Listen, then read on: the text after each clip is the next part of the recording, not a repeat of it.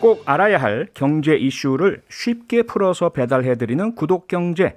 오늘은 최이배 전 의원, 김윤경 기자 두 분 모셨습니다. 안녕하세요. 안녕하세요. 안녕하세요. 네, 오늘부터 사회적 거리두기 4단계 시행되는데요. 두 분 혹시 뭐 체감을 하셨나요? 어떠세요, 오늘 오시는 길? 좀 아침에 출근할 때 보니까 조금 네. 한산하긴 하더라고요. 그 지하철 안에서. 네. 그래서 조금 재택근무나 이런 것들이 또 이렇게 신속하게 네. 기업들이 좀 대응하지 않나 그런 생각이 들었어요. 김윤경 기자님은요? 저는 일단 점심 먹을 때 예. 챙겨와서 이렇게 먹다 보니까 예. 아 이래서 또 식당 잘 안 되겠구나 뭐 이런 생각 예, 좀 들더라고요. 많이 점심시간에. 한산하던가요? 아예 안 가거나 시키거나 이제 예. 챙겨오거나 뭐 이런 경우가 많아가지고요. 도시락 싸우신 거예요, 예. 오늘? 네. 그런 경우가 많아서 네. 네, 참 여러분들이 많이 좀 힘드실 텐데 빨리 좀 짧고 굵게 잘 이겨냈으면 좋겠고요. 지난주 이 시간에 국회에 제출된 추가 경정 예산안 그리고 재난지원금 얘기를 했지 않습니까? 그런데 지금 우리가 얘기 나눴듯이 코로나19 상황이 상당히 급격하게 심각해지면서 이 재난지원금 계획도 대폭 손질해야 한다 이런 얘기가 계속 나오고 있네요. 거의 리셋을 하자라는 수준으로도 얘기가 나오고는 있는데요. 네. 크게 보면은 일단 추경 자체를 규모를 확대하자는 얘기가 있고요. 네. 이 당 쪽에서 나오고 있고 예. 추경의 이제 구조를 좀 바꾸자. 그러니까 이제 어디에 쓸지 그걸 좀 바꾸자는 그 얘기가 이제 두 가지라고 보시면 되는데 네. 당 쪽에서는 계속 이제 여권에서 나오는 얘기가 전 국민 재난지원금 얘기가 아직도 나오고요. 아하. 소득 하위 80에서 90으로 높이는 거. 네. 이렇게 되면 재원이 더 필요하니까 추경을 늘리자. 이런 얘기가 나오는데 예. 근데 지금 전 국민 재난지원금 자체가 이제 의미가 좀 없어진 것 같아요. 이게 이제 코로나가 안정이 되면은 소비를 진작시키고 뭐 그러는데 이제 효과를 얻어내자고 한 거였잖아요. 그렇죠. 지금 못 쓰니까. 그러니까요. 그래서 추경으로 좀 재난지원금을 이런 표현은 그렇지만 뿌릴 때가 아니다. 아하. 이런 생각이 좀 들고요. 네. 그래서 지금 얘기가 되는 걸로는 소상공인들의 피해 지원에다가 좀 몰아줘야 되는 거 아니냐. 아하. 이런 얘기들이 좀 나오고 있어요. 아까 네. 제가 식당 얘기도 했지만은 예. 자영업자분들은 지금이 정말 어려울 때거든요. 그러니까 그래서 지금 뭐 여권의 대선 주자인 정세균 전 총리도 페이스북 통해 가지고 네. 이런 얘기를 했고요. 예. 이낙연 전 민주당 대표도 불행히도 코로나 이 국민 재난 지원금을 생각을 할 때 하고 상황이 바뀌었다. 국면이 바뀌었다. 예. 이런 얘기들을 하면서 좀 소상공인의 피해 지원에 초점을 맞춰야 된다는 얘기들을 하고 있습니다. 네. 지난주에 최이배 전 의원께서도 전 국민 혹은 뭐 소득하위 80% 이렇게 쭉 국민들께 지원하는 것보다는 직접 피해 입은 분들께 집중하는 게 낫겠다 이런 말씀 그렇죠. 주셨잖아요. 지금은 상황이 더 심해졌네요. 그러니까 결국 그 자영업자들의 손실을 보상하기 위해서 손실보상법을 만들었는데 이제 예. 소급하지 않기로 했고 예. 아무튼 근데 이게 7월 7일 날 공포가 됐는데 이게 공포 3개월 후부터 시행이에요. 그러니까 이게 또 10월부터 손실이 나야 주겠다라는 식으로 아하. 판단한다면 네. 지금 또 이렇게 이제 코로나 대유행이 돼서 영업 제한이 되는 그 상황에서는 예. 결국 손실보상법에 따른 제대로 된 손실보상을 또 못 받는 거죠. 아하.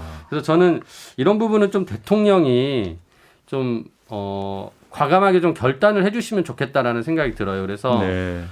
손실보상법 이미 만들어졌고 물론 예. 그 구체적으로 손실을 계산하는 방법이나 이런 거를 마련하려면 시간이 좀 필요하니까 시행은 3개월 후부터 하기로 했겠지만 그 실질적인 효과는 지금 7월 7일부터 시행되는 적용을 해서 네. 이번에 이번에 이제 영업 제한을 되는 자영업자들에게는 예. 좀 제대로 된 손실 보상이 되게 해줬으면 좋겠고요. 그런 측면에서 저는 이번 추경은 아예 그냥 근본적으로 이제 전면 재검토해서 당장에 지금까지 그 자영업자들이 입은 피해 지원하는 항목과 네. 뭐 방역을 강화하거나 또 백신을 추가적으로 더 뭐 구매하기 위해서 필요한 부분들은 진행을 하되 이 전국민 재난지원금 주는 거는 뭐 그게 80%든 90%든 할 거 없이 그냥 지금은 줄 때가 아니다라고 생각이 들어요. 그러니까 네. 대통령이 지난 2월 달에 이제 코로나가 끝날 때쯤 국민들에게 위로금을 드리겠다라고 했던 건데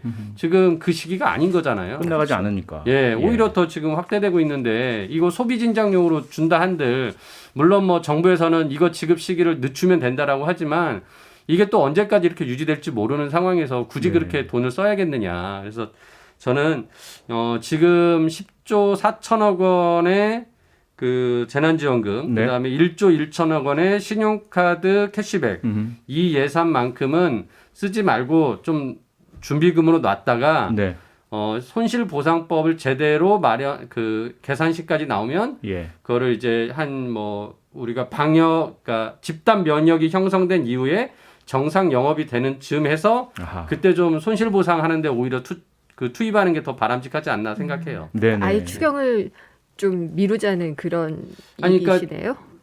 중 일단 액수 손실 중에. 피해 보상하는 건 또 해야 되니까 네. 기존 거 못한 네. 그 안 해준 거는 해야 되니까 그건 또 신속하게 해야 되고 그러니까 대신 국민재난지원금 주는 거는 네. 지금 줄 필요는 없겠다. 그리고 이후에도 네. 그거는 뭐 내년쯤 줘도 괜찮지 않겠나. 예. 코로나가 진정이 될 때라는 게 전제이기 때문에 그렇죠. 그렇죠. 그럴 때 소비 진작이기 때문에 그러니까요. 전제가 틀렸으면은 이제는 좀 바꿔야지 안 줘도 되지 되는 않나 네. 이런 생각이 들어요. 그러니까 두 분 말씀을 종합을 하면 일단 손실보상법 어쨌든 법 통과가 됐으니까 그 구체안을 마련해서 지급하는 것은 차질 없도록 하되 전 국민 혹은 뭐 국민 소득 하위 80%든 90%든 이렇게 소비 진작용으로 위로금 형식으로 주는 것은 일단은 조금 네, 상황이 바뀌었어요. 예, 그렇죠. 네. 어떤 형태 미루든지 아니면 아예 그냥 소상공인용으로 바꾸든지 그렇죠. 좀 전향적인 네. 그런 판단이 필요하다. 심지어 최이배 의원께서는 대통령의 결단까지 필요하다는 말씀까지 주셨는데 예. 지금 또 하나는 뭐냐면 손실보상으로 아무래도 이게 소급 적용이 안 되도록 하다 보니까 또 하나의 대안이 희망회복 자금이라는 네. 소상공인에 대해서 이렇게 보상 형태가 아니라 지원 형태로 주는 그 지원금을 마련했었잖아요. 예. 6천억 그런데 원 말씀하시는 그렇죠? 거죠? 2차 추경 예. 정부 안에 편성됐던 거. 네. 근데 홍남기 경제부총리가 그 액수 늘리기는 어렵다. 네. 이렇게 이야기를 했습니다. 그러니까 최대 900만 원씩 받을 수 있는 건데 네. 지금 그러니까 7월에서 9월까지 보상금 예산이 매월 2천억 원씩 6천억 원이거든요. 예. 근데 이렇게 되면은 사실 피해 지원을 받을 수 있는 그러니까 그 자영업자 수로 나눠 보면은 상당히 적기도 하고요. 아하. 그다음에 이제 지금 사실 중요한 거는 저는 필요한 시기, 적기가 중요한 것 같아요. 필요한 규모보다. 네. 근데 이제 규모를 늘 기재부에서는 강조를 하고 있으니까 네. 이거는 지금은 할 수 없다. 그러니까 추경 규모를 늘릴 수가 없고 뭐 혹 해야지 된다면 내년에 보상을 하겠다라고 하는데 저는 시점은 굉장히 중요하기 때문에 이 말은 좀 어폐가 있다라고 생각을 하고요. 아하, 예. 그다음에 홍부총리가 지금 추경을 늘렸다가 불용이 생기면 어떡하냐. 예산이 남아가지고 못 쓰게 되는.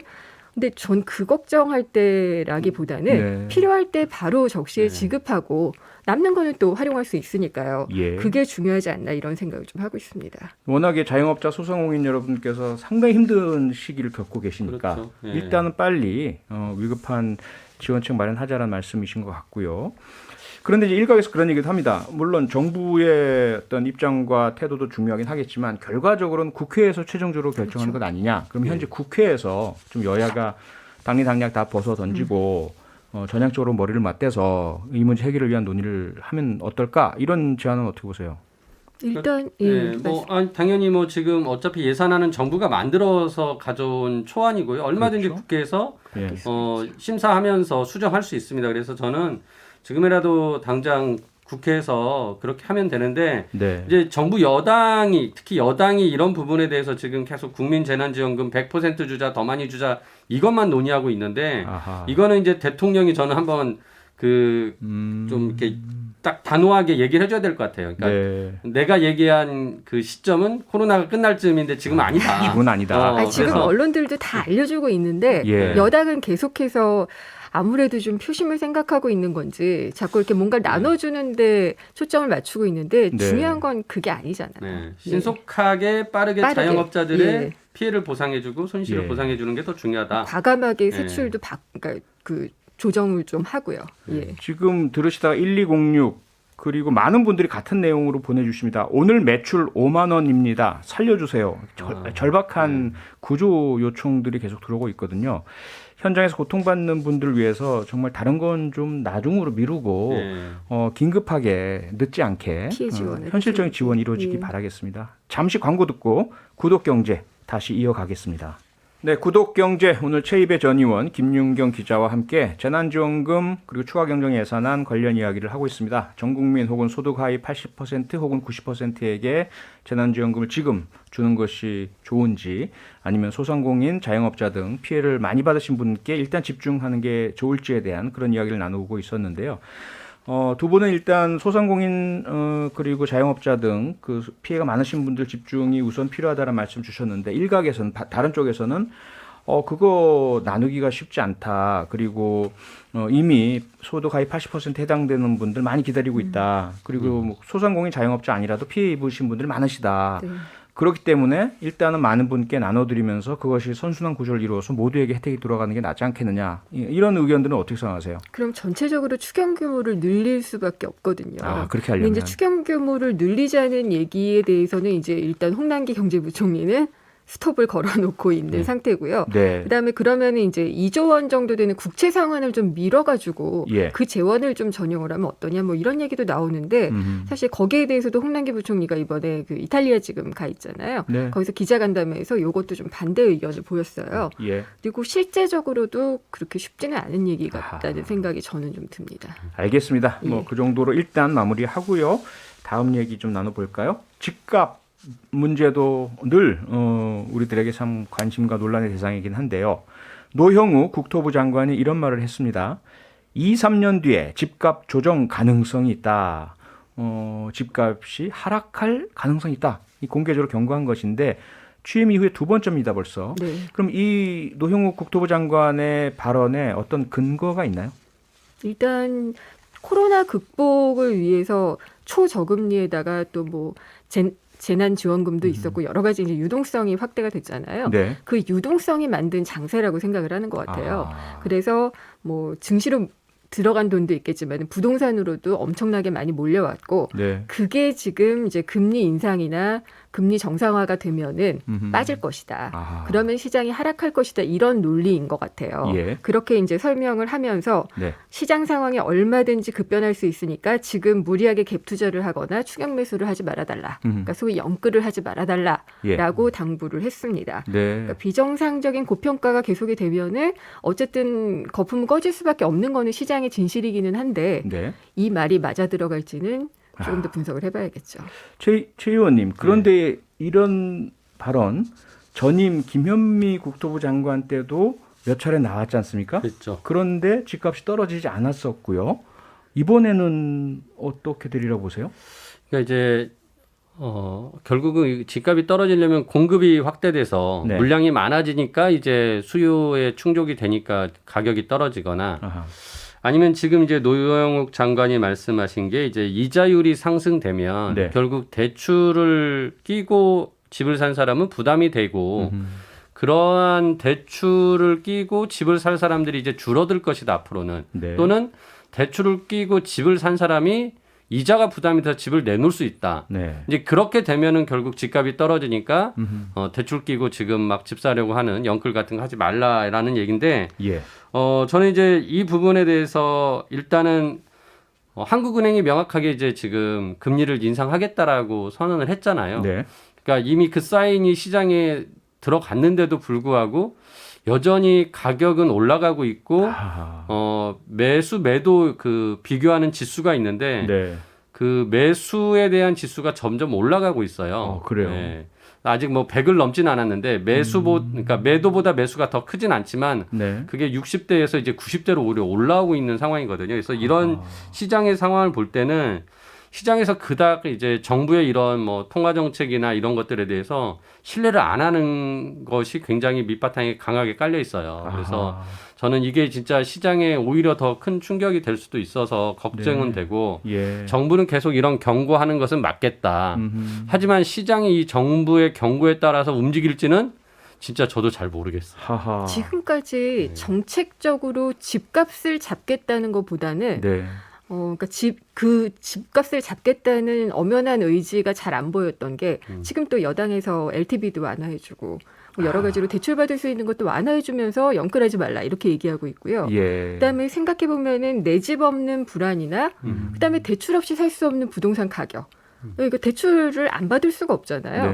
네. 그런 것들에 대한 정책적인 어떤 노력이 없이 음. 뭐 영끌하지 마라. 영끌하다가 다칠 수 있다. 이렇게 얘기하는 거는 저는 좀 무책임하게 들리더라고요. 아하. 네, 수요 공급이라는 간단한 시장 원리에 따라서 어찌 보면 지금 노형욱 장관의 이야기는 금리 인상 등 유동성이 이제 조금씩 고삐가 조여 들어가면 어쩔 수 없이 수요가 줄어들게 될 것이고, 그러면 가격 하락이 이루어질 것이다. 이런 말씀이실 텐데, 다른 한쪽에는 공급이 많이 풀려야 그게 제대로 네. 효과를 발휘할 것이다.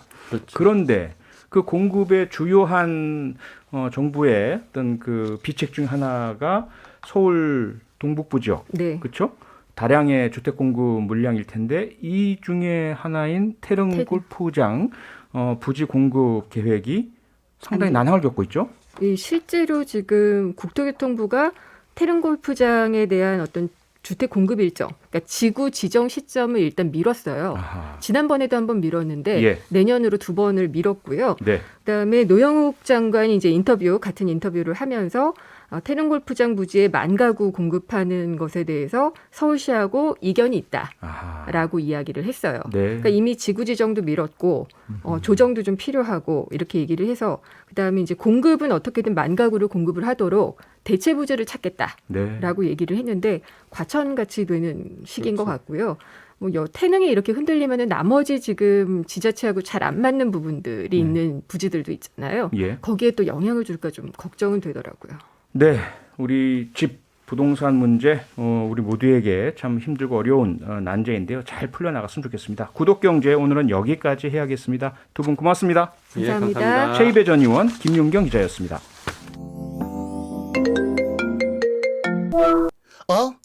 전화 왔다. 안녕, 귀여운 꼬마 아저씨.